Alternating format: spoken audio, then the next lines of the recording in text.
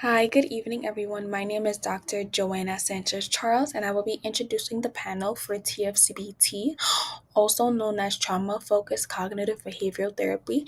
And alongside this panel with me are my fellow colleagues, Dr. Judy Cruz, Dr. Ariana Escobar, and Dr. Wen Yang Chen. And following this presentation, Dr. Chen will be introducing the definition for TF-CBT, along with the trauma and evidence-based components for it. Thank you so much, Dr. Sandra Charles. I'm Dr. Wayne Chen. We are going to start our presentation with what is cognitive behavior therapy. Cognitive behavior therapy is a structured, time-limited, and evidence-based form of psychotherapy that focuses on the relationship between our thoughts, emotions, and behavior. The basic idea behind CBT is that how we think affects how we feel and what we do. When we have negative thoughts, it can lead to emotional distress and unhelpful behavior.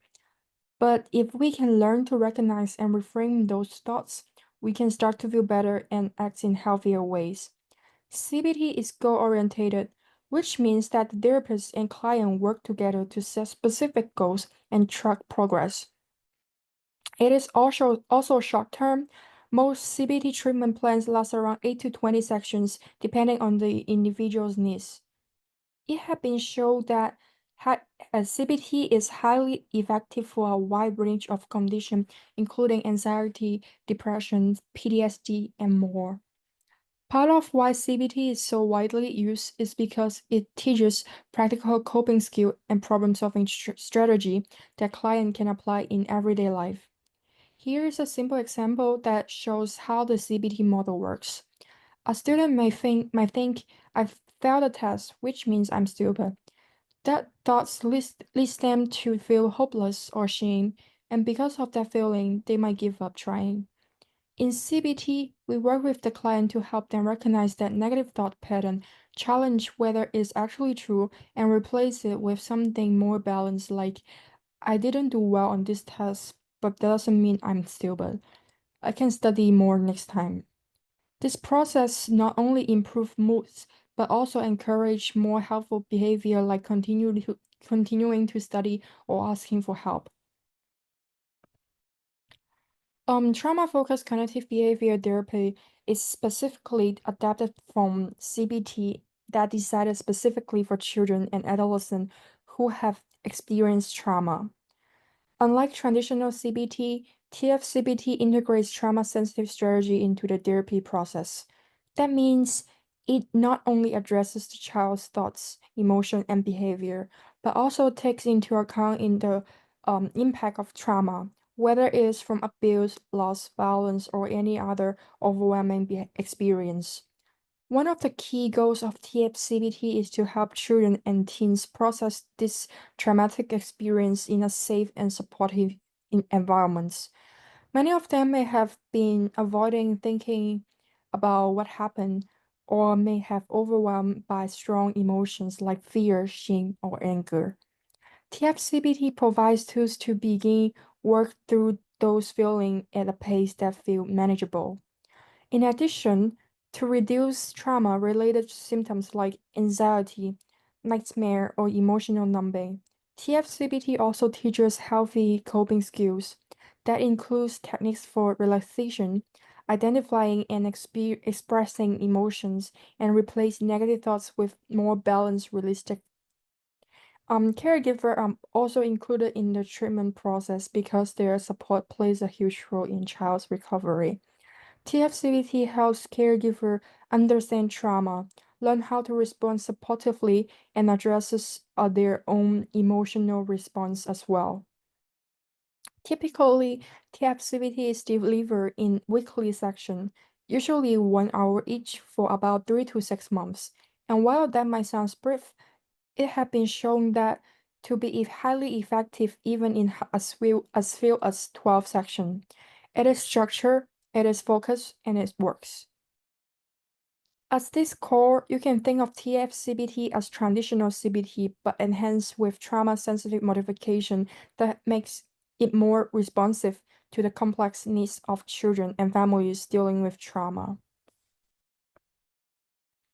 When we talk about TF-CBT being evidence-based, We are saying that it's not just a therapy that feels helpful. It's one that's been scientifically tested and proven to work. Over the years, TF-CBT has been evaluated in more than 20 randomized control trials. These are the most serious type of study we have in psychology and medicine. And the results constantly show that TF-CBT helps reduce trauma-related symptoms in children and adolescents. What also makes TF-CBT stand out is that it's structured and manualized. That means therapists not don't just wing it. There is a clean step-by-step model they follow. This structure ensures that the core elements of treatment are delivered constantly, whether the therapist is in hospital setting, community clinic, or even a school. Another reason is considered evidence-based is culture adaptability. TF-CBT has been successfully used with children from a wide variety of background, different race, cultures, and country. It's been applied in cases of abuse, war trauma, natural disaster. The flexibility of the model allows therapists to tailor the approach in a way that is respectful and relevant to each child's lived experience. TF-CBT also has the support of major institutions. It has been supported by the Substance Abuse and Mental Health Service Administration, the National Traumatic Stress Network, and the American Psychological Association. These organizations don't take support lightly. They rely on years of solid data before recommending a treatment. And finally, TF-CBT doesn't just offer short-term relief. One of the most compelling things is that it produces lasting results. Long-term follow-up studies have shown that children who complete TF-CBT often continue to feel better months or even years after the treatment ends. That's the kind of lasting change we're aiming for in treatment therapy. What makes trauma-focused CBT truly trauma-focused is how specifically it is decided to target the emotional and behavioral response that results from trauma. TF-CBT doesn't just teach general coping skills. It's intentionally focused on helping children and adolescents face and process their traumatic experience in a way that is safe and structured. One of the most powerful components of this model is the development of a trauma narrative. That means the child gradually tells their story at their own pace, with the support of a trained therapist. This helps them reduce the power the trauma holds over them and allows for emotional processing to take place. It also helps children with practical skills to deal with trauma reminders. These are everyday things like sounds, smells, or plays that can trigger emotional distress. TFCBT helps them to recognize these triggers and use coping strategy when they show up. Another unique features is the active involvement of no non-offending caregivers. They are not just sitting in the waiting room, they are involved in learning skills and strategy themselves. This is not only support the children's healing, but also help strengthen the parent-child relationship. Ultimately, all of these components work together to reduce trauma symptoms like PTSD, depression, and anxiety, and to promote long-term resilience. TF-CBT is organized around four core principles. First, it is phrase and components based. That means the therapy follows a clean path. It begins with building safety and skills, then moves into processing trauma, and finally focuses on strengthening relationships and promoting future developments. It's not random or rushed. Every phase builds on the one before it.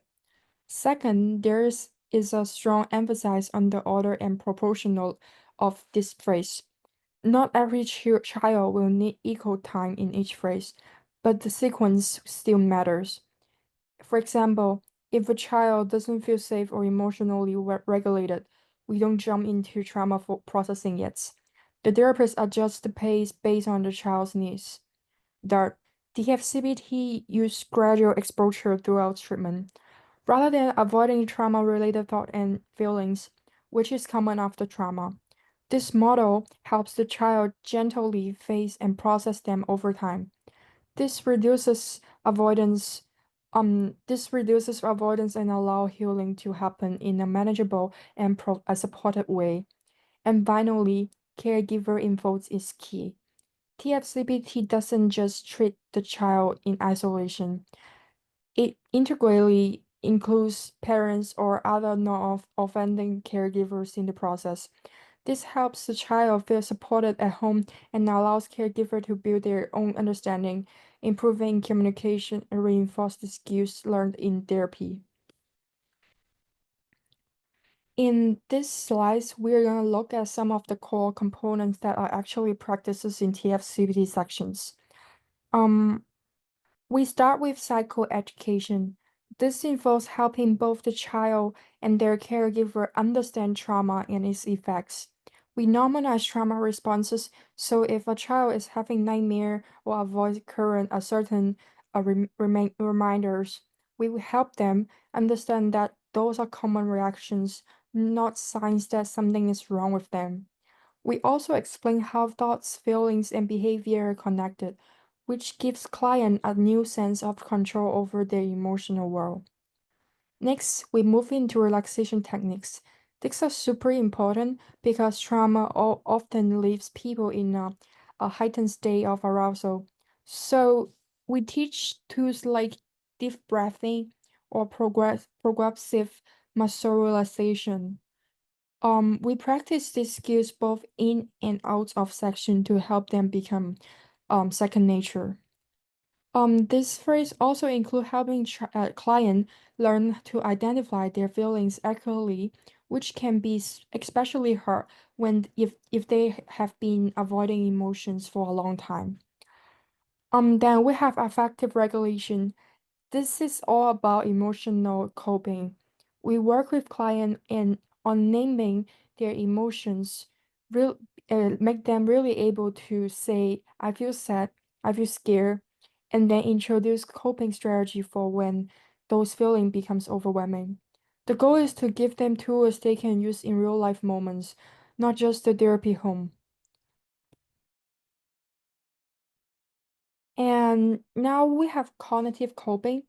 This component is really about helping children become aware of the thoughts they are having, especially the ones connected to their trauma, and then challenge those thoughts. Often trauma leads to belief like it was my fault, or I'm not safe anywhere.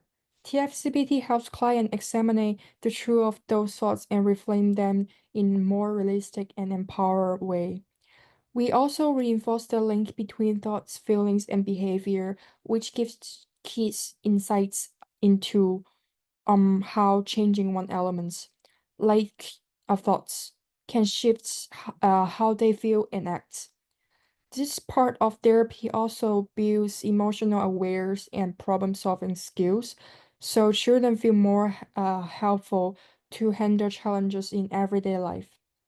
Next is the trauma narrative. This is where the child is gently supported to tell the story of what happened to them piece by piece over time. The goal is not to relieve the trauma, but to process it safely in a way that helps reduce the traumatic memories. It is also an opportunity to correct any inaccurate belief that the child may have and to reflect on their own resilience and growth. This is a powerful process to both healing and reclaiming their story. Then we have in vivo exposure. This might sound technical, but it simply means that helping the children face real-world situations they have been avoiding because of trauma. For example, if a child is afraid of going near the place where something happened, we help them slowly and safely approach that situation over time. This reduces avoidance and anxiety, and builds a sense of control. It's about replacing fear with confidence, step by step. Now we have on John's parent-child section. This section are powerful opportunities for healing with the caregiver-children relationship.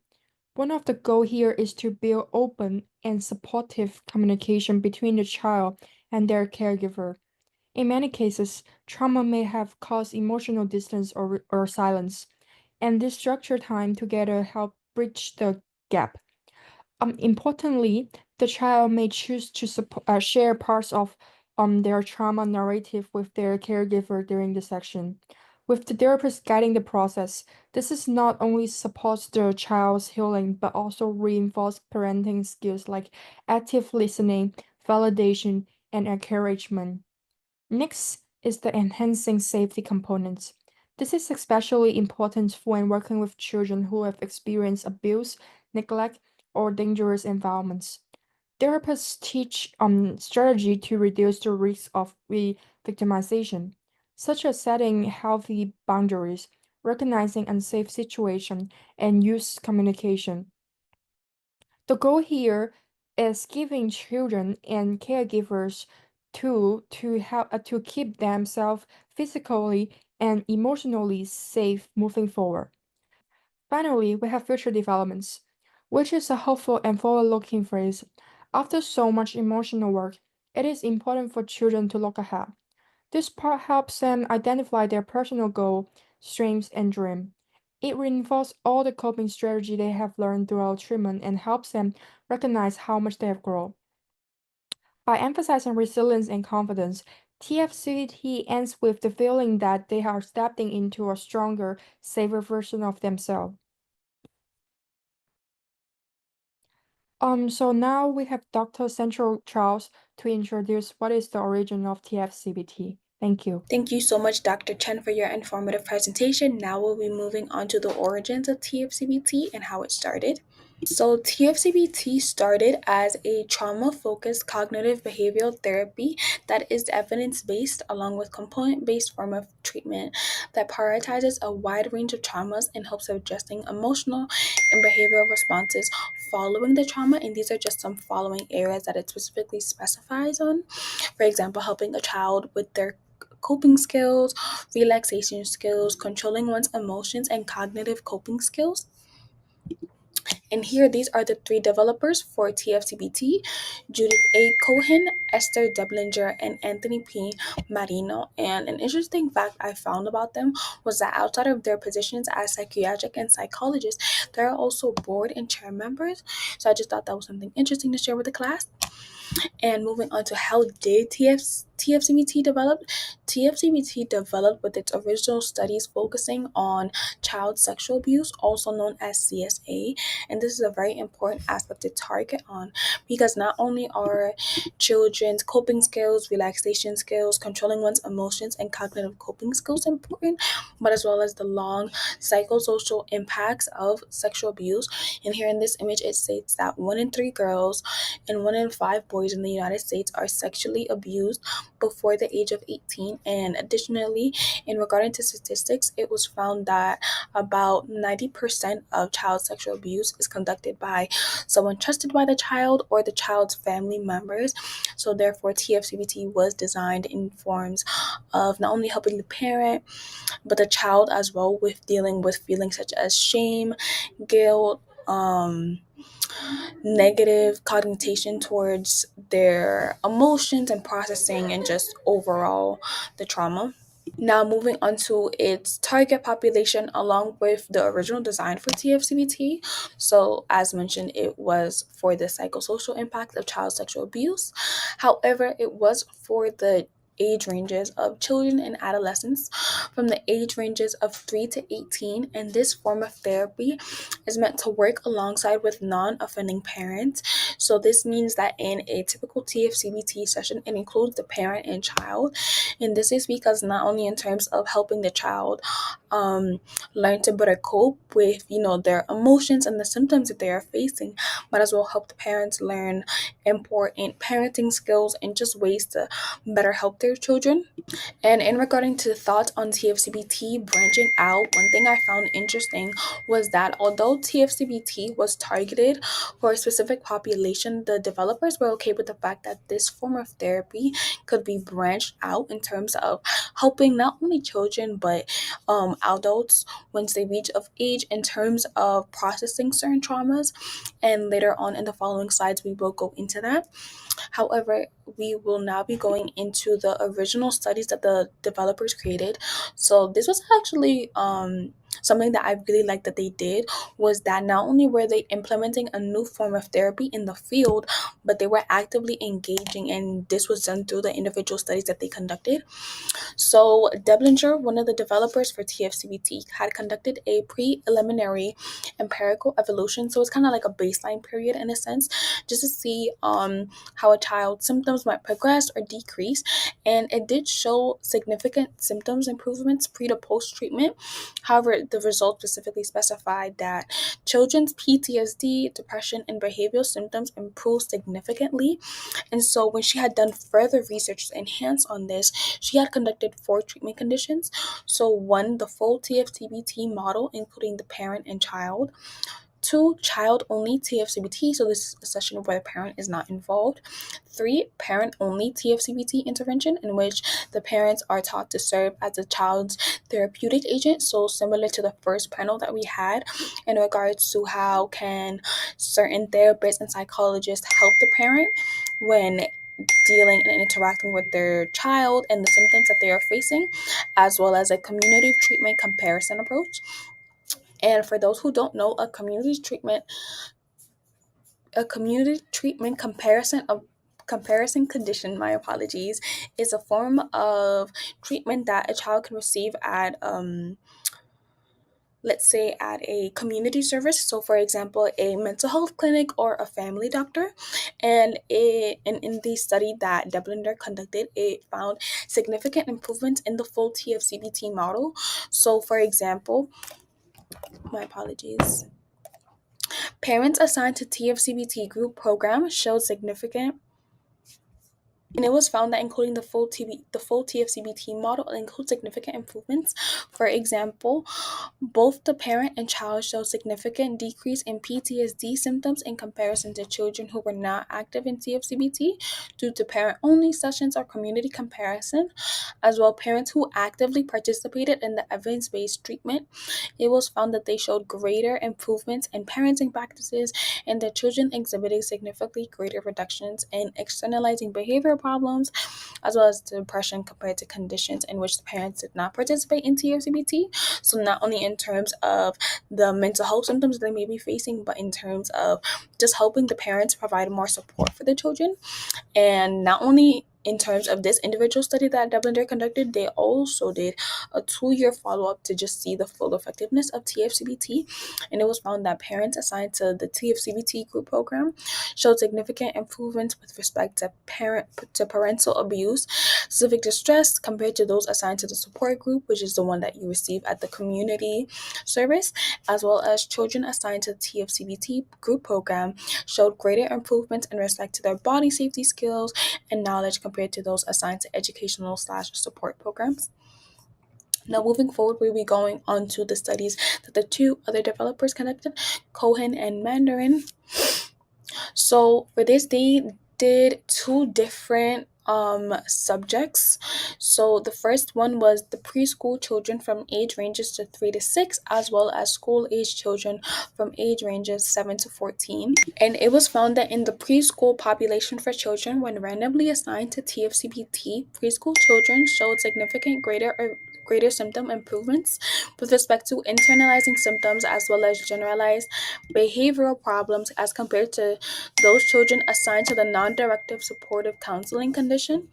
As well as in the 1-year assessment, the TF-CBT model was more effective in the alternative treatment condition in terms of developing children overcome potentially dangerous acting out behaviors, including sexually inappropriate behaviors towards others, and as well as reducing the symptoms.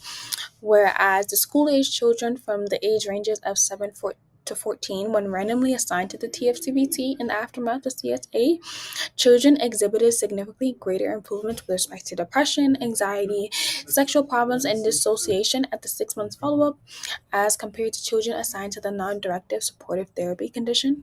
And although the TF-CBT and medication component isn't a part of the studies that the developers created, this was just some research I found.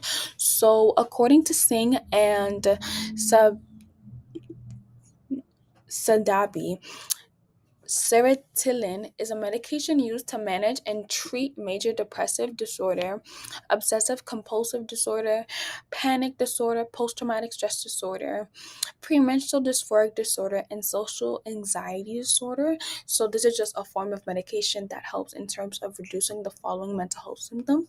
It was found that due to the sample size being too small, they would need to conduct further studies in regards to whether or not TF-CBT is the right therapy. But in order to do that, they would have to provide a full TF-CBT model prior to the medication started just to see whether or not the medication isn't a hindrance in any way possible. Next, we'll be going into the longevity of the study. So, in terms of assessing the process of TFCBT, are shorter or longer sessions better?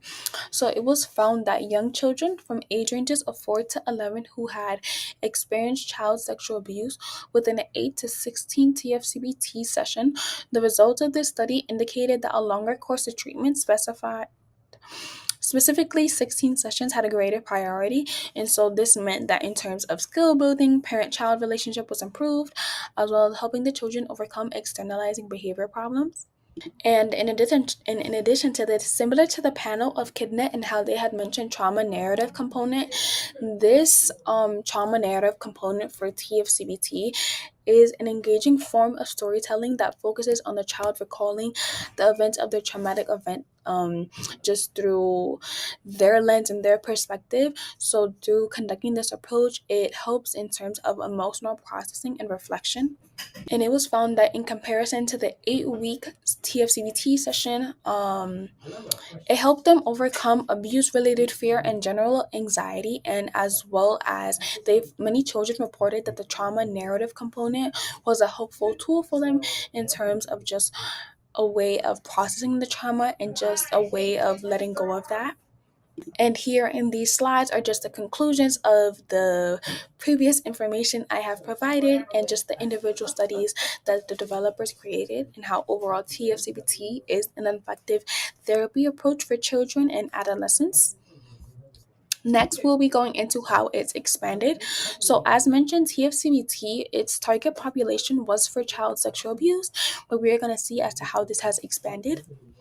So, for example, its original purpose was for child sexual abuse, also known as CSA, but TFCBT today has branched out into the following areas: child maltreatment, domestic violence, community violence, accidents, natural disasters, wars, multiple incident traumas, as well as complex traumas. So, this means that not only in terms of its original population in regards to the studies being done, so for example, Dublinger and the other two developers, although their original studies were on child sexual abuse, we see how research today has focused on clients experiencing PTSD, substance abuse, incarcerated parents, LAMICs, also known as low and middle income countries, and IPV. So to break this down, this not only means that the following areas children might exhibit this, but in terms of adolescents, children who are of an older age range.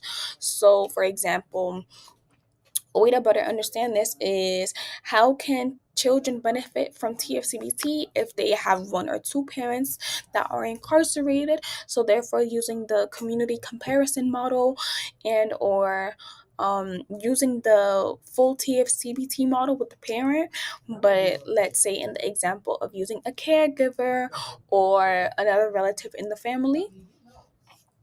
And the benefits for TF-CBT are not only improved functioning in the child, such as behavioral, cognitive, social, but caregivers learn to improve parenting and coping skills. It helps prepare the children for experiencing trauma-related triggers and content. So that means when children are beginning to face certain triggers related to the trauma, through the techniques and skills that they learn to TF-CBT, they are able to handle it and process it. They are able to handle it and process it, as well as better understand and support the child's needs in regards to the parents. And here, these were just some following therapies that I found that have been included in TF-CBT today. So, complex PTSD is a disorder following exposure to a series of events that are extremely threatening or horrific, most likely torture, slavery, genocide campaigns, prolonged domestic violence, repeated childhood sexual or physical abuse. And it was found that in a study with youth from foster care that those who are facing traumatic experiences and trauma-related problems that they experienced significant improvements with the full TF-CBT model in regards to emotional and behavioral problems, as well as improvement in PTSD symptoms, as well as they also reported a reduction in running away, excuse me. Next, AAT, animal assisted therapy, which is something that I actually found really interesting because in this form of therapy, this is where they include just the interaction between a child and an animal in terms of therapeutic benefits. So, some examples of this include the presence of an animal can have a calming effect during treatment sessions, allowing youth to better cope with distress and thereby allow for greater discussion and processing of traumatic memories. So, it was found that when conducting these studies with children, that many of them had a calming presence when the animals were involved, and as well as in situations where the youth were beginning to feel overwhelmed or stressed, the dog provided a sense of comfort and as well as a coping skill in regards to relaxation. And lastly, as group three, the other panel, they specifically specified on eye movement desensitization reprocessing, also known as EMDR. And this is a form of therapy that encourages the patients to briefly focus on the trauma memory while simultaneously experiencing bilateral stimulation, typically eye movements, which is associated with a reduction in the vividness and emotion associated with trauma memories. And it was found that it does reduce PTSD symptoms. However, in regards to my research for this, limitations do exist, such as the neurological studies conducted. How can EMDR be effective with neurodivergent children? And lastly, going into the age ranges for TF-CBT, I would say how when conducting my research, TF-CBT was very generalized. Therefore, I would have wished to have seen more of the studies conducted regarding children, specifying how it is in different age ranges, because something used in early childhood cannot be used in age ranges such as 12 to 8. So, for my research for early childhood, a lot of it focused on child sexual abuse, specifically the developers. They found that TF-CBT, when compared to a non-directive supportive approach, TF-CBT was more likely to decrease PTSD, internalizing symptoms, and sexual behavioral problems from children from the age ranges of 3 to 6, as well as just doing a 1 year follow-up. So, in other words, a lot of the studies for early childhood were child sexual abuse. It's specifically only specified on that form of trauma, whereas ages 6 to 12, my apologies, whereas ages 6 to 12, um, from my understanding, it did also focus on child sexual abuse. However, within this study, it goes into more depth about how TF-CBT can be more effective. For example, similar to the individual study that Deblinger conducted, it has the treatment modifications. So sessions including the parent, without the parent, and even without the child. And it was found that there were improvements in the child's PTSD, hyperarousal, internalizing behavior, depressive symptoms, sexualized behaviors, shame, body safety skills, and parental depression. And lastly, in the age ranges of 12 to 8, when having done a study of 15 TF-CBT sessions over 25 weeks, it was found that only one of the 16 participants with a baseline PTSD diagnosis still met diagnostic criteria. And although the PTSD diagnosis wasn't specific as to what it was for, there were improvements in the PTSD, anxiety, and depression for 15 out of the 16 participants. And whether or not does TF-CBT stem from any form of therapy, it actually stems from CBT, also known as cognitive behavioral therapy. And this is a form of therapy that includes the following three components: thoughts, behaviors, and emotions. And so this form of therapy was developed by Aaron T. Beck, Albert Ellis, and Anthony P. Marino. So similar to just the information that we had for the original developers for TF-CBT, we also have information regarding the developers for CBT and the areas that they are serving as board and chair members. And so one thing that I found interesting was that um, one of the developers for CBT, Aaron T. Beck, he had discovered this form of therapy when dealing with his clients who were facing depressive symptoms. So his initial approach was to shift their perspective in terms of internalizing behaviors about themselves to a more positive mindset.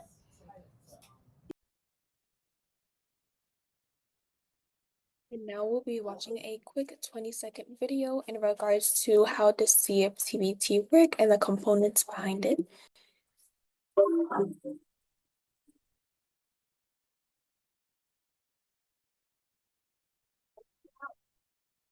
My therapist introduced me to cognitive behavioral therapy, or CBT. CBT is another treatment option for people with mental illness. CBT is an evidence-based treatment, which means it is based on scientific research and clinical expertise. CBT focuses on relationship between thoughts, feelings, beliefs, and behaviors. Negative or inaccurate thoughts are challenged and restated in logical, positive terms. Thank you so much for just staying with me as we watch that quick 20-second video. And now we will be going on to just some further components of CBT and just further information. So CBT is aimed to address specifically forming a clear idea of your own thoughts, attitudes, and expectations. And it is not only the things and situations themselves that cause problems, but sometimes the exaggerated importance that we attach them to. So within this form of therapy, it is important to just further recognize that our behavior, feelings, and thoughts all impact one another. So as you can see here in this image, it states that if negative thoughts follow a triggering event, negative emotions and behaviors follows. Changing one part of the triangle can change the others. Therefore, that is why through CBT, therapists, psychologists really aim to just focus on starting off with the negative thought, and from that approach, they're able to focus and work on the negative emotions and negative behavior. And I would just like to thank you all for attending my topic on TF-CBT, the individual studies with the developers, where does TF-CBT develop from, and all the further information that I have provided you guys with today. Now I will be passing on the panel to my fellow colleague, Dr. Judy Cruz, and she will be going into how TF-CBT is applied in veterans. Good afternoon, everyone. Thank you, Dr. Sanchez Charles and Dr. Chen. As Dr. Sanchez Charles mentioned in her presentation, TF-CBT is an evidence-based treatment mainly for children and adolescents and later adapted for adults, including veterans, which is what I'll be discussing in this presentation today. TF-CBT was originally developed in the 1990s by Dr. Judith Cohen, Anthony Manorino, and Esther DeBillinger. TF-CBT stands out as a robust evidence-based treatment for women and veterans grappling with PTSD, including those affected by MST and chronic pain. Where is this method used? Trauma-focused cognitive behavioral therapy, TF-CBT, has recently been employed and evaluated in a number of international settings, including Western European countries like Germany, Norway, Sweden, Italy, Netherlands, and places like Africa, Zambia, Tanzania, the Democratic Republic of Congo, Cambodia, Japan, and China. TF-CBT has strengths and weaknesses as every other method has. Evidence-based proven effective in treating PTSD, depression, and anxiety in youth. Structured and time-limited, typically completed within 8 to 25 sessions. Involves caregivers, which helps improve family support in communities. It helps with coping and emotional regulation skills, and it empowers children, including adults, with long-term tools. It is adaptable. It can be modified in different settings and populations. The weaknesses are not always culturally tailored, may not align with all cultural communities, values without adaptation. Caregivers' involvement may be difficult. Some youth or adults like a stable or safe caregiver to participate. Trauma narrative can be distressing, may temporarily worsen symptoms if not managed carefully, may not be enough for complex trauma.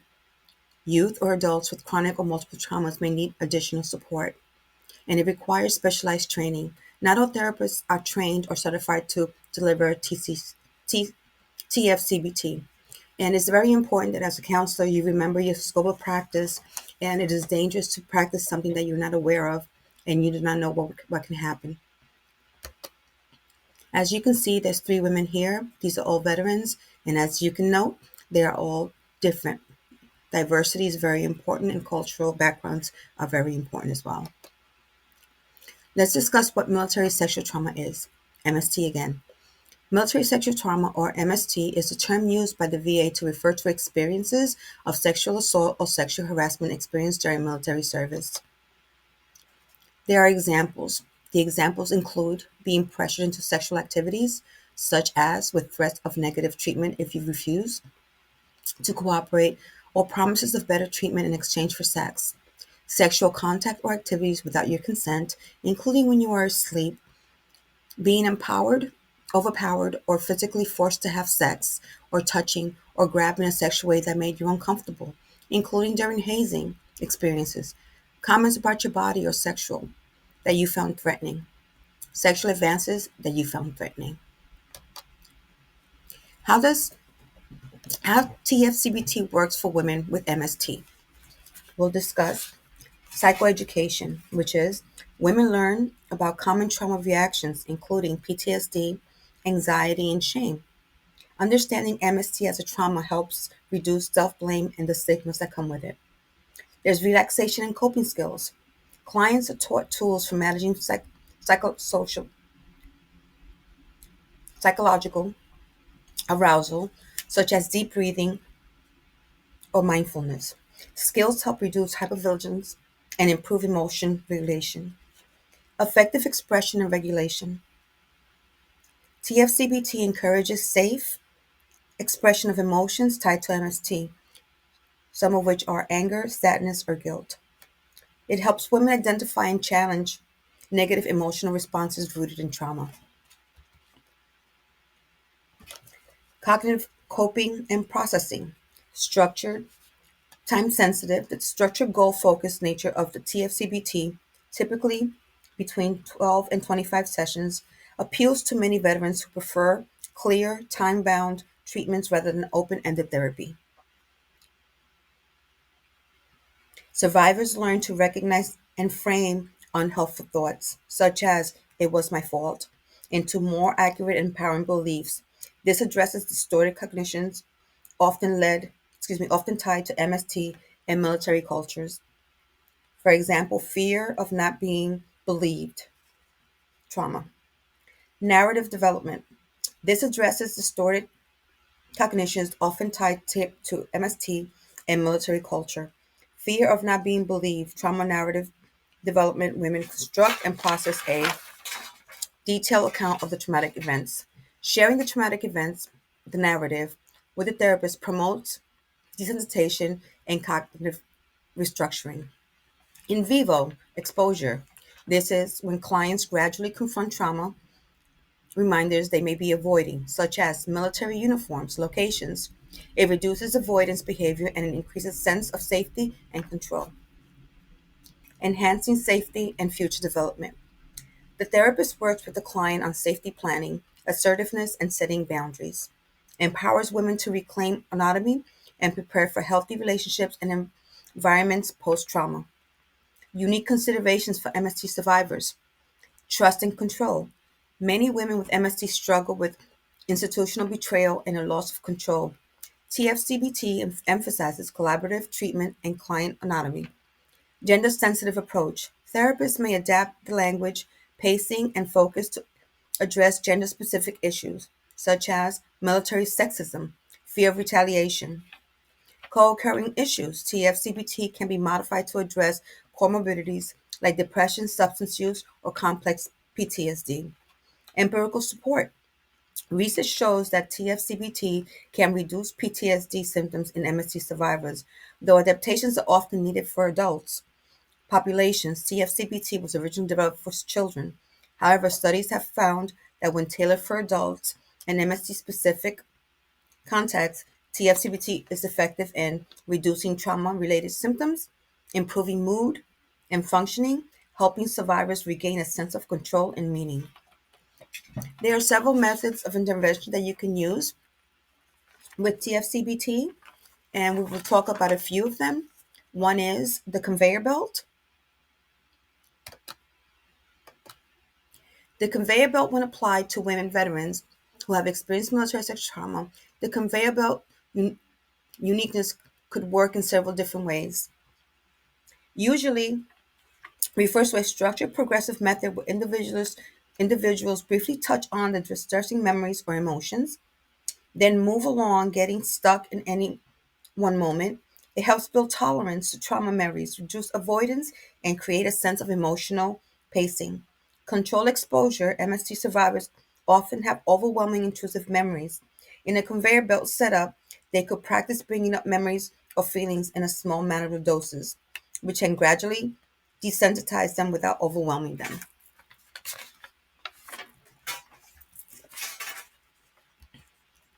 The balloon technique.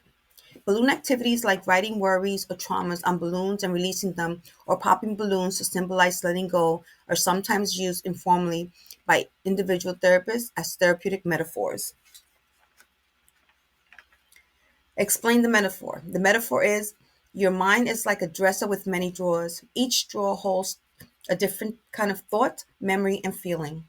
You can use a drawer or a dresser or bring in a small physical model to make it more engaging. Identify the drawers. Help the individual label imaginary drawers, happy memories, things that make me angry, scary thoughts, fun times, etc. This can be a part of the cognitive processing work. Used for trauma memories. When a trauma memory surfaces, it's not the focus of the session. Guide the adult to put in the drawer and close it for now, not to avoid, but to regain control and choose when to process it. Practice control. Teach the child how to open and close drawers when they are ready. Teach the victim. This gives them cognitive control over how and when to deal with the emotional material. For instance, they can integrate with coping skills. Pair the drawer technique with coping strategies like deep breathing, grounding, or positive self talk. For instance, I look good today. I worked hard today. I am a better today. Using trauma narrative work. As adults build their trauma narratives, the drawer metaphor helps them understand that while the memory exists, it doesn't have to control the everyday life. It can be stored and revisited safely in therapy.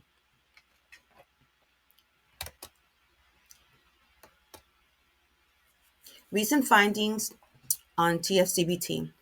Effectiveness in treating PTSD and related symptoms, long-term outcomes, delivery via telehealth, therapist training and competence, comparisons with other treatments. A study comparing TF-CBT with the Unified Protocol for Adolescents and Adults found that while both treatments were effective initially, UP, UP-A showed better outcomes in emotion regulation and unexpressed anger at follow-up assessments.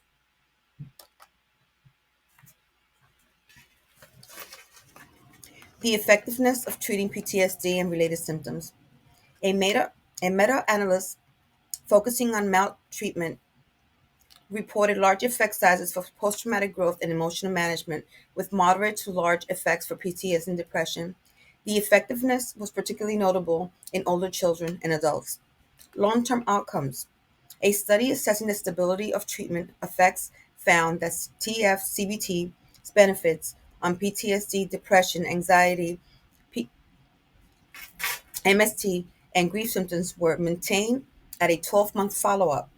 Caregiver and participant ratings were consistent, indicating reliable and long-term outcomes. Delivery via telehealth. A pilot study demonstrated that TF-CBT delivered through telehealth to underserved youth and adults resulted in a significant reduction in PTSD symptoms with large effect sizes and no treatment attrition. This suggests that the telehealth is viable method for delivering TF-CBT. Therapist training and competence. As I mentioned earlier, counselors must maintain their scope of practice to ensure that the client is safe at all times. Participation in statewide learning collaboratives significantly increased therapists' perceived competence in delivering TF-CBT. Greater use of trauma-focused practices and more completed training cases were associated with larger gains in perceived competence. Comparisons with other treatments. In routine clinical care settings, children, adults received TF-CBT showed significantly greater improvements in problem severity and functioning compared to those receiving non-TF-CBT treatments, including generic CBT. A study comparing TF-CBT with the Unified Protocol for adolescents and adults found that while both treatments were effective initially, UPA showed better outcomes in emotion regulation and expressed anger at follow-up assessment. I will now hand this over to Dr. Chen, who will further discuss what does TF-CBT look like. Thank you. Thank you so much to Dr. Klu's presentation. So, what does a typical TF-CBT section actually look like in practice? Each section is usually around 50 to 60 minutes and allow a structured format to help both the child and the caregiver. We usually start with a check-in, which lasts around 5 to 10 minutes. This is a warm-up time where the therapist connects with the child, checks on their current moods. It helps to set the emotional tone for the section. Next comes a review of homework or skills practice, which also take about 5 to 10 minutes. Um, It is in TF-CBT, skills like relaxation, cognitive coping, and emotional expression are often practiced between sections. This reviews helps reinforce progress and address any challenges the child had with applying the skills. The core of the section is the main therapy work, which lasts around 25 to 30 minutes. This part varies depending on the phase of treatment. It may involve building a trauma narrative, addressing cognitive dissertation, or learning emotional regulation strategy. After that, there's a caregiver check-in, typically 5 to 10 minutes long. During this time, the therapist may meet briefly with the parents or caregiver, either individually or together with the child, to reinforce skills or discuss parenting strategy. Then we move into assigning new homework or practice skills, usually for about 5 minutes. This helps extend therapy work beyond the section and encourage the child to generalize skills to real life. Finally, we end with a positive closing, 2 to 3 minutes of encouragement or reflection. This is crucial for emotional regulation, especially when the section have touched on difficult topic. So there's a video about how does the treatment is being orientated to the child.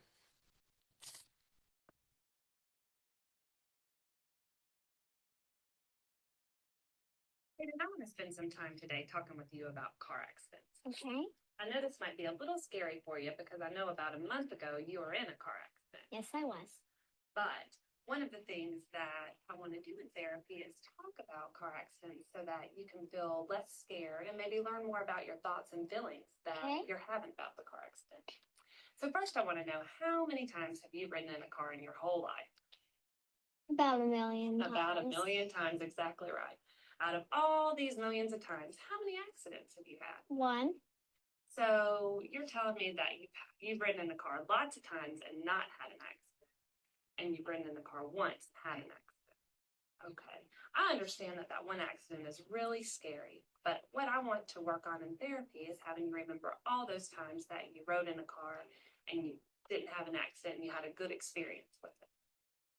Okay. I know that you have told me lots of things over the last few weeks about the thoughts and feelings you've been having since your car accident. I know that since your car accident, you have had some nightmares about the Yes, I accident know.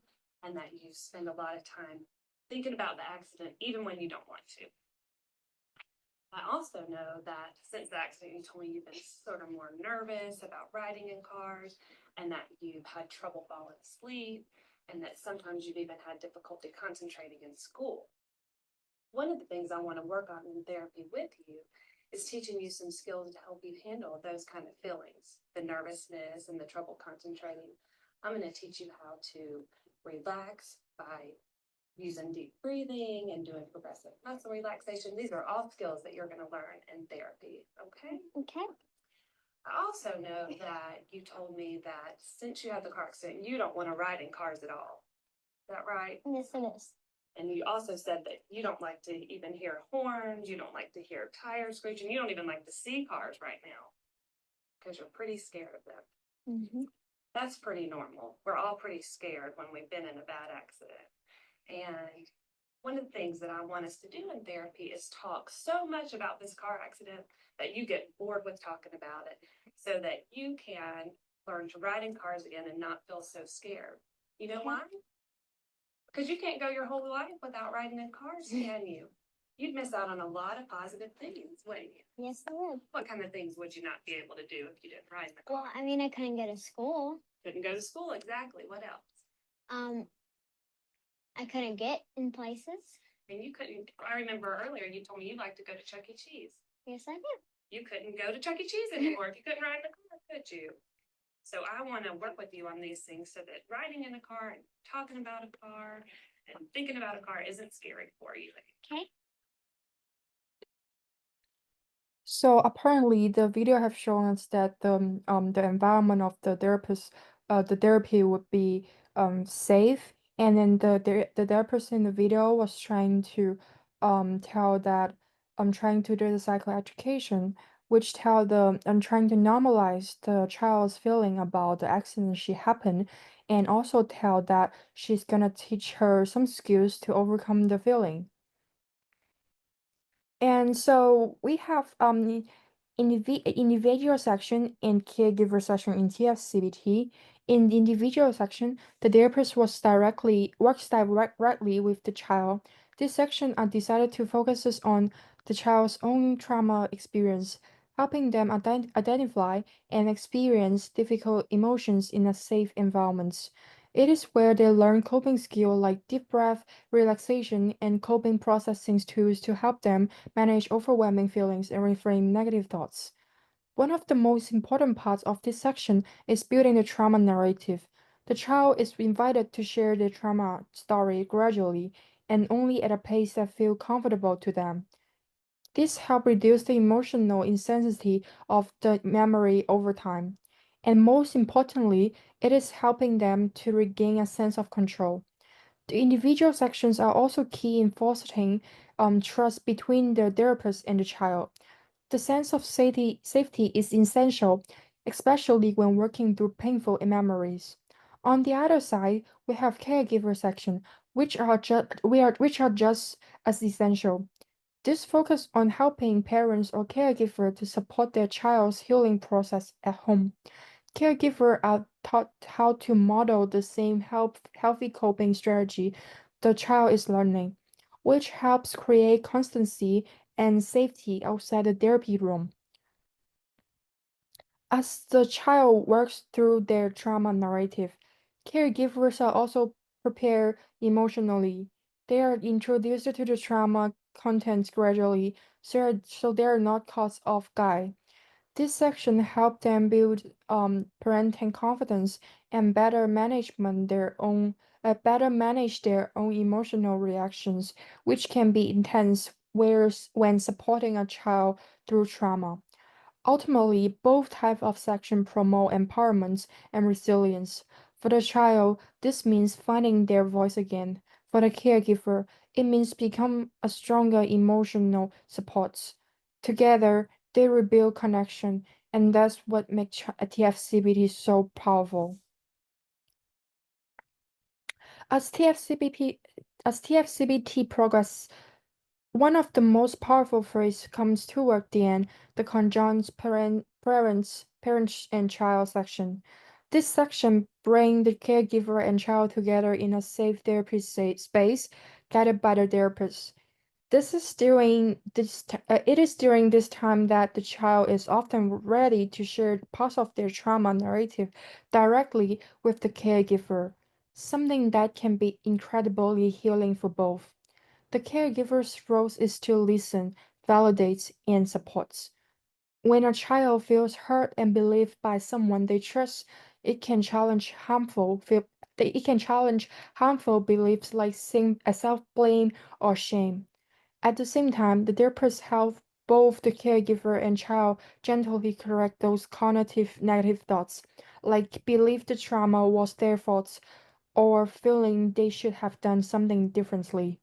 These sections are also about rebuilding trust. Many children who have experienced trauma feel emotionally disconnected from others, even from their caregivers. By practicing open communication, problem solving, and future safety planning together, they begin to feel secure again, not just with the therapist, but at home too. The ultimate goal is to empower both the child and the caregiver. This section strengthens their boundary, restore emotional safety, and ensure they leave treatment with a shared sense of resilience and hope. It is also important to recognize that trauma-focused CBT can be delivered in different formats, individual or group section, and each has unique strengths and depending on the needs of the child and setting. In individual section, treatment is fully tailored to the child's unique trauma history and emotional needs. There is a private one-on-one space where the child can open up more deeply and the therapist can adjust techniques and pace accordingly. This format is especially helpful for more complex or sensitive cases like abuse or prolonged trauma, where a child may need more personal time and flexibility to process their experience. On the other hand, group sections follow a standardized and involve more multiple participants. This approach creates peer connection, which can help reduce the sense of isolation many trauma impacted a child feel. Um, while narrative in group setting are more generalized and shared in a limited way, group tea activity is extremely valuable in community-based settings like schools, refugee camps, or area with limited clinical resources. Ultimately, both map formats aims to promote healing, but they take different paths. Individual section focus on deep and personalization, while group section build community and share resilience. Now I'm gonna pass the presentation to Dr. Escobar. Thank you. Hello, everyone. My name is Dr. Ariana Escobar, and I will be touching on the strengths, limitations, and future research of TF-CBT. Thank you so much, Dr. Chen, and the rest of my panel for leading me to the final points of TF-CBT. I'm very proud of our hard work and pleased to touch on some of the strengths and limitations and where we can improve the current research for the future of this method. It's important to examine the strengths and limitations because reanalyzing and strengthening current research will assist in future findings and validate what's already known. Our focus was to encourage an expansion on current understandings and expand its application to children. Though each child is different, a psychologist must determine if this method is appropriate for that child and prevent worsening their exposure. Like my colleagues have stated earlier, a strength of this method is that it's an evidence-based approach. The evidence-based approach is recommended by major organizations like the National Child Traumatic Stress Network, NCTSN, and the American Psychological Association, APA. by structuring this technique as a short-term goal-oriented approach to reduce the likelihood of long-term mental health struggles. Early intervention with TF-CBT can prevent long-term mental health issues like chronic PTSD, depression, or anxiety disorders from developing later in life. Because it's endorsed by these organizations, I wanted to go more in detail of what they are, especially NCTSN. The NCTSN plays a crucial role in providing research and support to successfully manage and train over 2 million professionals in trauma-informed interventions. These interventions consist of more than just TF-CBT and opens the door for testing new interventions and provide education and training programs. Their mission is to elevate the standard of care and enhance access to services for traumatized children, their families, and communities at large, all across the United States. The APA, as we're aware, is dedicated to advancing research on all facets of mental illness, including the causes, prevention, and treatment of psychiatric disorders. It also strives to improve psychiatric education and training while promoting optimal conditions for practice and career satisfaction. Many professionals strongly advocate for trauma-focused cognitive behavioral therapy due to its compelling benefits.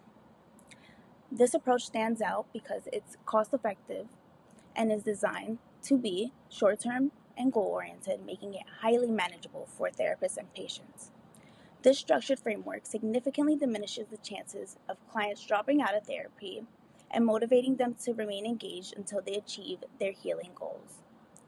TF-CBT is specifically crafted to produce remarkable improvements in a relatively brief period of time. Of course, with a reduced need for a long-term therapy and fewer resources used, reduce overall costs for both the individual and the healthcare system. Because 12 to 16 sessions is the standard and what is mainly used for this method, this is what's appealing to both the professionals and the patients. And having quicker outcomes and a manageable timeline provides a tangible sense of direction and progress for both parties. It is distinguished from more generalized therapeutic methods that often lack this defined timeline, and where this may feel inconvenient for clients to engage with in the first place. TF-CBT utilizes targeted techniques such as cognitive restructuring and trauma narration, ensuring that every session is purposeful and directly aligned with the client's objectives. This level of clarity and direction enhances a transformative potential of therapy, making it a powerful choice for those seeking real change.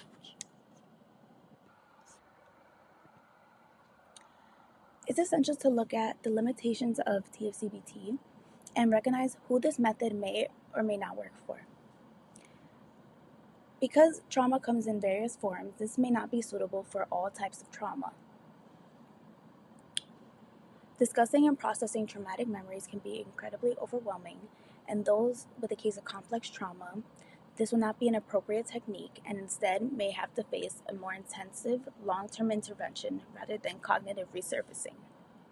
Therapists advising children and adults with trauma, we must be able to recognize the potential for increased anxiety, increased avoidance, or dissociation during these discussions. We risk exacerbating these symptoms rather than alleviating them if left alone. This realization emphasizes the need for a more individualized approach to therapy, and additionally, overlooking these limitations may lead practitioners and professionals alike to adopt a one-size-fits-all approach, potentially missing the unique needs of each individual. Not every patient will respond positively to revisiting traumatic memories, as some may benefit more from alternative therapeutic methods that prioritize stabilization and safety before diving into the trauma itself. This may not be a measurable choice or measurable factor, and rather just something that simply yielded a different outcome. Understanding the high emotional demand of TF-CBT encourages a more compassionate and informed approach to trauma care. Children may struggle to regulate their emotions enough to benefit from TF-CBT's cognitive and exposure-based techniques. And this not only protects the emotional state of the patient, but also aligns therapeutic practices with the evolving understanding of trauma and recovery. The presence or absence of supportive caregivers can significantly impact children and the effectiveness of the therapy in many different ways. The lack of caregiver involvement in therapy limits the child's support system, emotional processing, and overall therapeutic progress. The lack of involvement from parents in therapy can present significant limitations for children seeking healing and support. When caregivers are disengaged or unwilling to participate, it creates a barrier that can impede the child's progress. The child may struggle to apply these skills in their everyday life, as the therapeutic process often relies on the child's support system to reinforce the lessons and skills they are learning in therapy. For instance, if a child learns coping strategies during sessions but does not have a supportive parent to help them practice these strategies at home, the child may find it difficult to integrate what they've learned, limiting the effectiveness of the therapy. Trauma involving the caregiver is also a factor we must look out for as well. The emotional connection between a child and their caregiver plays a crucial role in the healing process. A lack of involvement can foster feelings of abandonment or unworthiness in the child, undermining their self-esteem and willingness to engage fully in therapy. When children do not feel supported by their caregivers, they may internalize these feelings, which can exacerbate their trauma and hinder the ability to trust others, let alone the therapist. This also prevents an open communication about the child's experiences and emotions. Caregivers are often looked at to provide context and insight, just something that simply yielded a different outcome. Understanding the high emotional demand of TF-CBT encourages a more compassionate and informed approach to trauma care. Children may struggle to regulate their emotions enough to benefit from TF-CBT's cognitive and exposure-based techniques. And this not only protects the emotional state of the patient, but also aligns therapeutic practices with the evolving understanding of trauma and recovery. The presence or absence of supportive caregivers can significantly impact children and the effectiveness of the therapy in many different ways. The lack of caregiver involvement in therapy limits the child's support system, emotional processing, and overall therapeutic progress. The lack of involvement from parents in therapy can present significant limitations for children seeking healing and support. When caregivers are disengaged or unwilling to participate, it creates a barrier that can impede the child's progress. The child may struggle to apply these skills in their everyday life, as the therapeutic process often relies on the child's support system to reinforce the lessons and skills they are learning in therapy. For instance, if a child learns coping strategies during sessions but does not have a supportive parent to help them practice these strategies at home, the child may find it difficult to integrate what they've learned, limiting the effectiveness of the therapy. Trauma involving the caregiver is also a factor we must look out for as well. The emotional connection between a child and their caregiver plays a crucial role in the healing process. A lack of involvement can foster feelings of abandonment or unworthiness in the child, undermining their self-esteem and willingness to engage fully in therapy. When children do not feel supported by their caregivers, they may internalize these feelings, which can exacerbate their trauma and hinder the ability to trust others, let alone the therapist. This also prevents an open communication about the child's experiences and emotions. Caregivers are often looked at to provide context and insight that can inform the therapist's understanding of the child's challenges. Without this information, the therapist may miss critical elements of the child's situation, rendering the treatment less effective. When trauma is linked to the caregiver, such as instances of child abuse by a parent or guardian, including that caregiver in the therapy sessions can pose significant challenge. The child might find it difficult or feel unprepared to engage in treatment with the caregiver who has played a role in their trauma. In such situations, it may be beneficial to explore alternative therapeutic strategies that prioritize the child's emotional safety and readiness. Future research on TF-CBT can expand the scope and effectiveness of the treatment to improve, refine, and broaden its applications. Research on TF-CBT has primarily focused on single event traumas or specific forms of abuse such as sexual, physical, and emotional abuse. However, many children bear complex trauma, which involves ongoing repeated exposure to various traumatic events that cannot be pinpointed to just a one-time occurrence.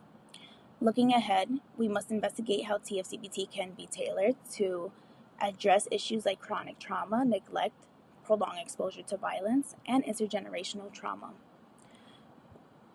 Researchers must focus on how TF-CBT can be adapted to better address cultural adaptations, and expanding its reach to more populations is a must, as well as viewing its long-term effectiveness and upkeeping its maintenance, and ultimately developmental appropriate adaptations as well.